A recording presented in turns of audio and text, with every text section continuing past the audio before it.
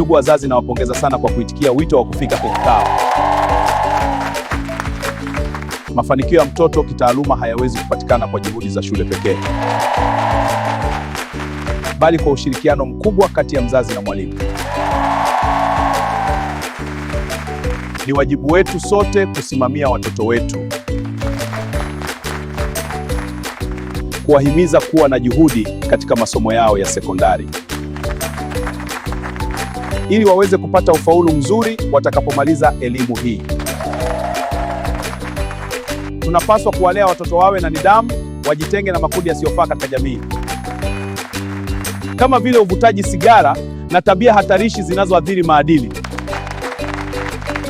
na mustakabali wao, hususani kwa watoto wetu wa kike. Na wasihi wazazi, mnapoona mtoto anashuka kimasomo au mwenendo wake hauko vizuri, tafadhali fanyeni haraka kutoa taarifa shuleni. Mawasiliano mazuri kati ya mzazi na mwalimu ndio msingi wa kumsaidia mtoto kurejea kwenye mstari sahihi na kuendelea kupiga hatua nzuri kielimu.